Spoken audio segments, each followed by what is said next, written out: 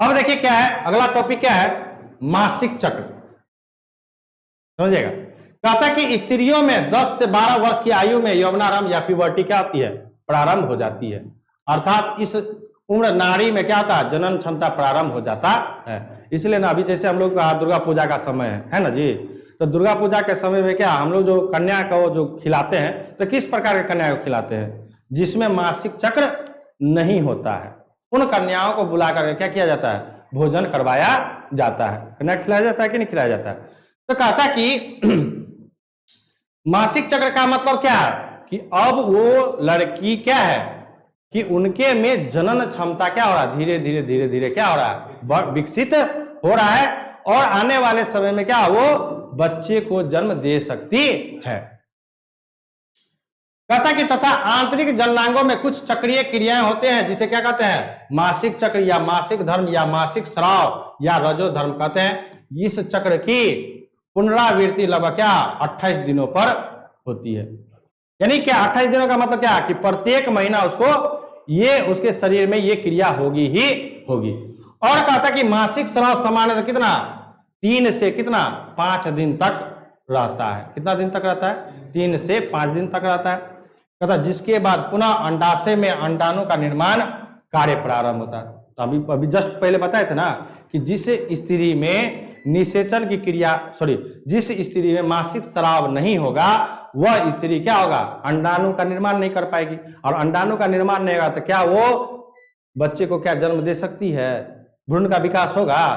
क्योंकि भ्रूण के विकास के लिए क्या चाहिए, हाँ अंडाणु और शुक्राणु चाहिए। तो शुक्राणु पुरुष के पास है, अंडाणु स्त्री से निकल ही नहीं रहा है, तो क्या वो बच्चे को जन्म दे पाएगी, नहीं दे पाएगी।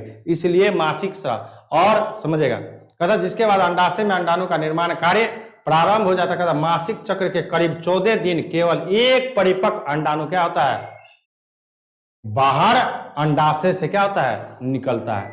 कहता है कि जैसे आज मासिक स्राव हुआ है और हमारा यदि 5 दिन के बाद खत्म हो रहा है, तो 5 दिन के बाद अगले 14 दिन में केवल एक अंडाणु का क्या होता है, निर्माण होता है। और उसी 14वें दिन के समय यदि कोई पुरुष किसी स्त्री के साथ संभोग की क्रिया में भाग लेता है, तब ये जाकर के क्या होता है, यह अंडाणु पुरुष के शुक्राणु के साथ निषेचन की क्रिया में भाग लेता है और भ्रूण का विकास होता है। कहता 14वें दिन केवल एक परिपक्व अंडाणु अंडाशय से बाहर निकलता है और फैलोपियन नलिका में पहुंचता है, और 36 घंटे के भीतर अंडाणु शुक्राणु के द्वारा निषेचित नहीं होता, तो वह अंडाणु स्वतः ही क्या हो जाता है, नष्ट हो जाता है। समझ आइए क्या कह रहा है कि अंडाणु जो निर्माण हुआ है वह अंडाणु यदि 36 घंटा के अंदर यानी 14वें दिन जो अंडाणु परिपक्व होकर के अंडाशय से अंडाणु जो फैलोपियन नलिका में पहुंचा है, यदि उस समय यदि 36 घंटा के समय में यदि निषेचन की क्रिया में भाग लेता है, कोई स्त्री पुरुष आपस में संबंध बनाता है, तभी जाकर के वो अंडाणु क्या करेगा, पुरुष के शुक्राणु के साथ निषेचन की क्रिया में भाग लेगा और भ्रूण का विकास होगा। तो इस तरह से क्या होता है, ये स्त्री का क्या है, एक स्त्री के शरीर में एक क्रिया होती है जिसको हम लोग क्या कहते हैं, मासिक स्राव कहते हैं। और मासिक स्राव होना स्त्री का क्या, स्त्री के बच्चे को पैदा देने के लिए क्या है, ये अत्यंत ही आवश्यक है। यदि मासिक स्राव नहीं होगा तो क्या होगा, अंडाणु का निर्माण नहीं होगा, अंडाणु का निर्माण नहीं होगा तो फिर क्या होगा, वो बच्चा नहीं पैदा कर सकती है। तो इस प्रकार से क्या मासिक स्राव स्त्री के लिए क्या है, एक अत्यंत ही क्रिया विधि है जो उसको होना क्या है, अत्यंत आवश्यक है। किसके लिए, शिशु को जन्म देने के लिए। क्लियर है। चलिए अगला जो टॉपिक है समझिएगा क्या है, लैंगिक जनन संचारित रोग।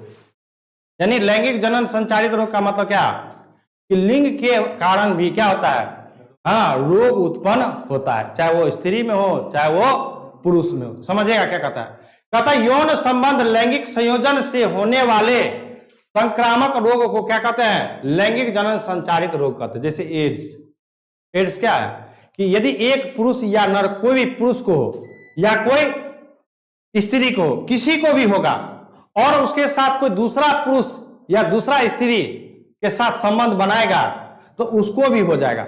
और इतना ही नहीं, उससे जो बच्चे जो पैदा होंगे ना उसको भी एड्स होगा, यानी वो बच्चा भी क्या होगा, एड्स से ग्रसित होगा। और एड्स का कहानी यदि आपको देखना है तो मोबाइल पर जाकर के सर्च मारिएगा कि एड्स कैसे फैला था, हाँ, कि एड्स का फैलाव कैसे हुआ था, समझेगा। कहता ये रोग कई तरह के रोगाणुओं जैसे बैक्टीरिया, परजीवी, प्रोटोजोआ, ईस्ट जैसे सूक्ष्म जीवों के द्वारा होता है। जो मनुष्य एक से अधिक व्यक्तियों के साथ लैंगिक संबंध बढ़ाते हैं, वैसे व्यक्तियों में ऐसे रोगों के होने की संभावना क्या होती है, अधिक होती है। कह रहा है कि जो पुरुष या जो स्त्री एक से अधिक महिला के साथ या कोई स्त्री एक से अधिक पुरुष के साथ लैंगिक संबंध बनाती है तो उसमें इस प्रकार के रोग होने का खतरा क्या होता है, अधिक रहता है। समझ रहे हैं ना, कहने का मतलब क्या। तो इसलिए ना समय समय पर क्या लोगों को जागरूक किया जाता है, उसके लिए विभिन्न प्रकार के दवाई हैं, हाँ, तभी उसके भी बारे में हम लोग पढ़ेंगे। समझिए, पहले इसके बारे में पढ़ लेते हैं। संभावना अधिक होती है ये रोग मुख्य रूप से योनि, मूत्रमार्ग, गुदा आदि जैसे स्थानों पर नम या उष्ण वातावरण के कारण क्या होता है, बढ़ता है। कहता है कि ये कहां पर, योनि में, मूत्रमार्ग में, गुदा में, हाँ, जैसे स्थानों पर क्या ये नम रहता है। नम मतलब क्या, वहां पर नमी रहती है, यानी कि जल की मात्रा क्या होती है।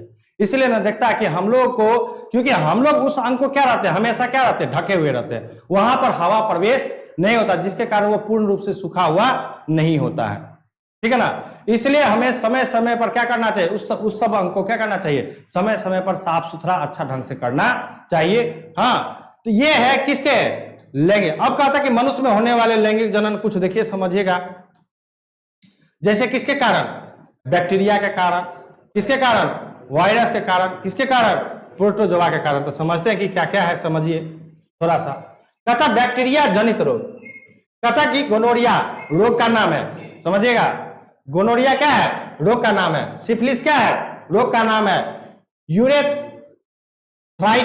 यूरेथ्राइटिस तथा सर्विसाइटिस इत्यादि बैक्टीरिया के संक्रमण से होने वाले प्रमुख रोग है। कहता है कि ये सब क्या है, गोनोरिया है, सिफिलिस है, यूरेथ्राइटिस है तथा सर्विसाइटिस है। ये सब किसके कारण होता है, बैक्टीरिया के कारण होता है। दूसरा है वायरस जनित, जिसको क्या कहते हैं, सर्विक्स कैंसर, हर्पिक्स तथा एड्स इत्यादि क्या है, वायरस जनित रोग है। जैसे AIDS, HIV, human immunodeficiency और वायरस के कारण होता है। और एड्स का फुल फॉर्म बार बार पूछ देता है, समझिएगा।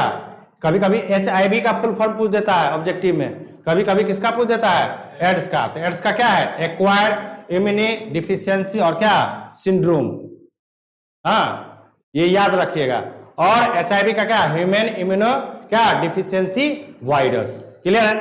फिर है तीसरा क्या, प्रोटोजोआ जनित रोग। कहा कि ट्राइकोमोनियसिस, जो केवल स्त्रियों के मूत्र जनन नलिकाओं में होने वाला रोग है। ये केवल क्या होता है, इसमें स्त्री में, केवल कहां होता है, स्त्री में। क्लियर है।